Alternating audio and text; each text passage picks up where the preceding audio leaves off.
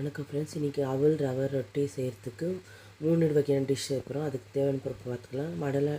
கடலை கொட்டையை சோம்பியாக அரைச்சி எடுத்துக்கலாம். கொஞ்சம் ரவையாக. இப்போ நம்ம 2 கிளாஸ் அவல் எடுத்துக்கலாம். எந்த கிளாஸில் அவல், இன்னொரு அதே கிளாஸ்லேயே 1 கிளாஸ் ரவை எடுத்துக்கலாம். ஏன்னா 3 டிஷ் செய்யறதுனால தான் நான் இவ்வளோ குவான்டிட்டி எடுத்துன்னு இருக்கிறேன். கொஞ்சம் உப்பும் சேர்த்து கூடவே சேர்த்து அரைச்சிடலாம். இது வந்து சோம்பு கீரை சின்னதாக பொடிச்சு பண்ணி வச்சுக்கலாம். இப்போ மாவு அரைச்சாச்சு. இப்போ இதில் வந்து நம்ம சோம்பு கீரையை சேர்த்துடலாம். சின்னதாக பொடிச்சு பண்ணி வச்சு அப்புறம் அரைச்சி வச்ச கடலை கொட்டையும் சோம்பையும் சேர்த்து போட்டுடலாம். நம்மளுக்கு இப்போ உப்பு தேவைப்படாது. உப்பு ஏற்கனவே போட்டு நம்ம அரைச்சிட்டோம். இப்போ இதை நல்லா மிக்ஸ் பண்ணிக்கலாம். சுடு தண்ணி ஊற்றி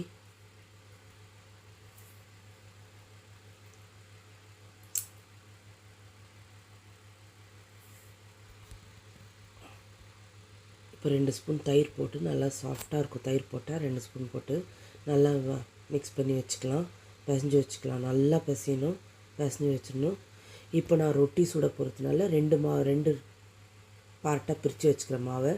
ஒரு பார்ட்டில் வந்துட்டு வெங்காயம் சேர்த்து பேசுகிறேன். ரொட்டிக்கு சின்னதாக கட் பண்ண வெங்காயம் பிசைஞ்சு சாஃப்டாக வச்சுருக்கிறேன்.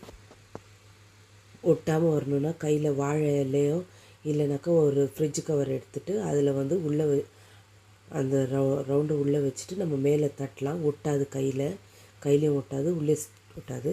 இப்போ நம்ம ரொட்டி ரெடி பண்ணிட்டோம். அதிலே ஷேப் கொடுத்துக்கலாம். நான் வந்து வேறு மோல்டு வச்சு ஷேப் கொடுத்தேன். இப்போ ரொட்டியை நம்ம போட்டாச்சு. இப்போ நம்ம பொரிச்சு எடுத்துட்டாச்சு. சுவையான ரொட்டியும் தேங்காய் சட்னியும் வெங்காய சட்னியோடு சாப்பிட்டா சூப்பராக இருக்கும் சாப்பிட்றதுக்கு.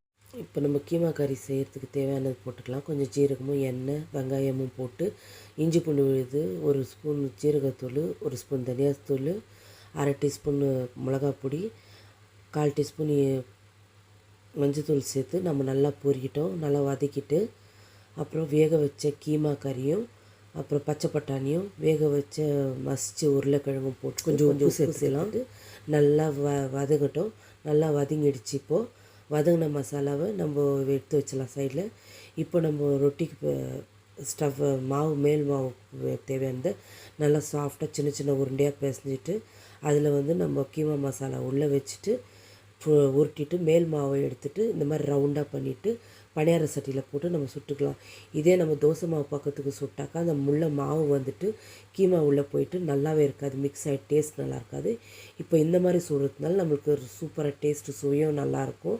பணியார சட்டியில் எண்ணெயும் இப்போ நம்ம வெங்காய சமோசா செய்யறதுக்கு ரெடி பண்ணிக்கலாம். எண்ணெய் ஊற்றிட்டு கொஞ்சம் ஜீரகம் போட்டுக்கலாம். நிறைய வெங்காயம் ஒரு 2-3 வெங்காயத்தை போட்டு நல்லா வதக்கலாம். அதுலேயே கொஞ்சம் உப்பு சேர்த்து வதக்கலாம்.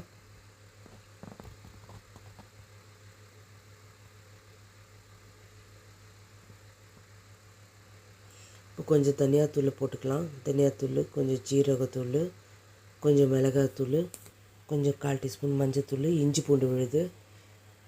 அவ்வளோதான் இதனுடைய மசாலாவே. இப்போ இது நல்லா வதங்கிடுச்சு. இப்போ நம்ம ஸ்டஃபிங் தேவையான ரெடி ஆகிடுச்சு.